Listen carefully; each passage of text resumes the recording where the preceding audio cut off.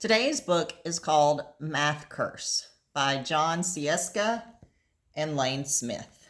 It is a 560 Lexile.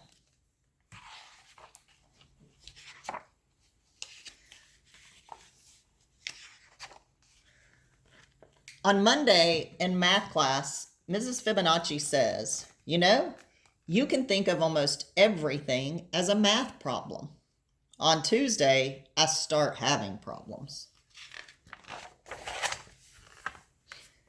I wake up at 7:15. It takes me 10 minutes to get dressed, 15 minutes to eat my breakfast, and 1 minute to brush my teeth. Suddenly, it's a problem. 1. If my bus leaves at 8 o'clock, will I make it on time? 2. How many minutes in 1 hour? 3.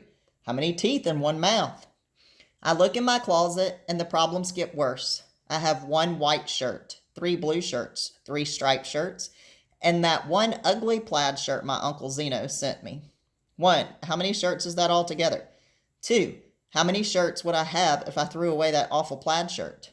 3. When will Uncle Zeno quit sending me such ugly shirts? I'm getting a little worried. Everything seems to be a problem.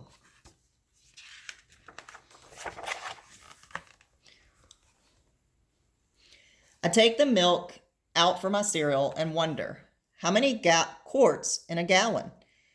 How many pints in a quart? How many inches in a foot? How many feet in a yard? How many yards in a neighborhood? How many inches in a pint? How many feet in my shoes? I don't even bother to take out the cereal. I don't want to know how many flakes in a bowl. Mrs. Fibonacci has obviously put a math curse on me. Everything I look at or think about has become a math problem. I try to get on the bus without thinking about anything, but there are 5 kids already on the bus. 5 kids get on at my stop, 5 more get on at the next stop, and 5 more get on the last stop. True or false? What is the bus driver's name?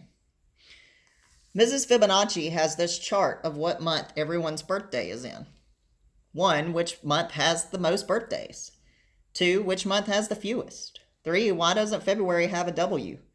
4, don't you think this chart looks sort of like a row of buildings? 5, do you ever look at the clouds and think they look like something else? 6, what does this ink blot look like to you?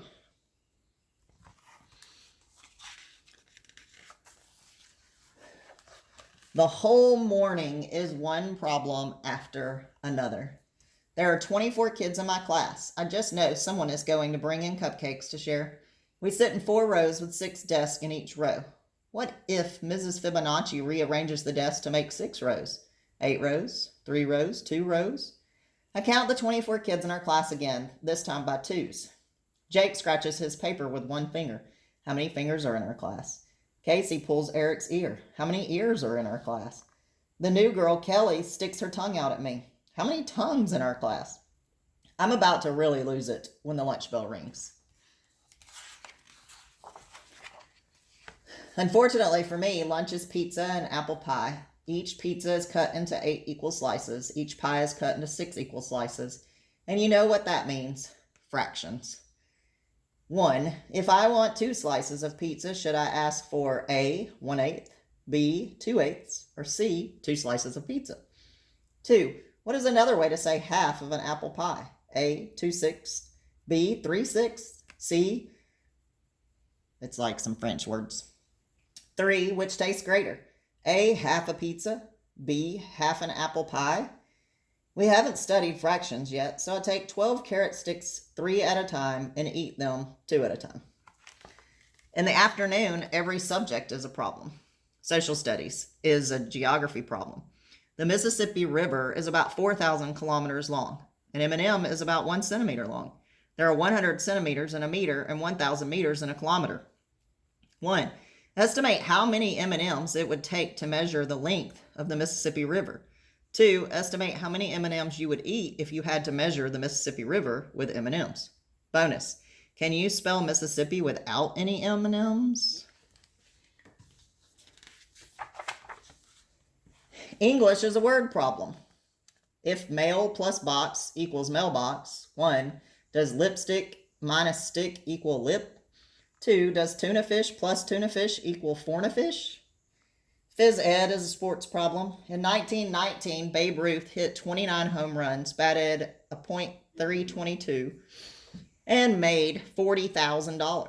In 1991, the average Major League Baseball player hit 15 home runs, batted a .275, and made $840,000.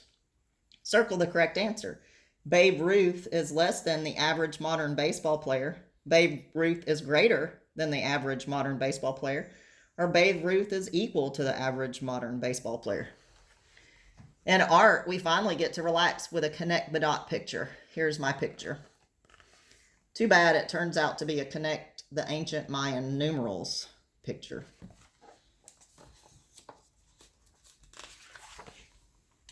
Math is just a total problem. Mrs. Fibonacci says there are many ways to count. She asked us to give some examples. Russell counts on his fingers. 1, 2, 3, 4, 5, 6, 7, 8, 9, 10. Molly says 2, 4, 6, 8, 10. Mrs. Fibonacci says, I always count 1, 1, 2, 3, 5, 8, 13. But on the planet Tetra, kids have only 2 fingers on each hand. They count 1, 2, 3, 10. And on the planet Binary, kids have only 1 finger on each hand. They count 1, 10. 1, what are the next 5 numbers in each sequence above? 2, do you think Mrs. Fibonacci has been to the planet Tetra? 3, how would you bowl if you lived on the planet Binary?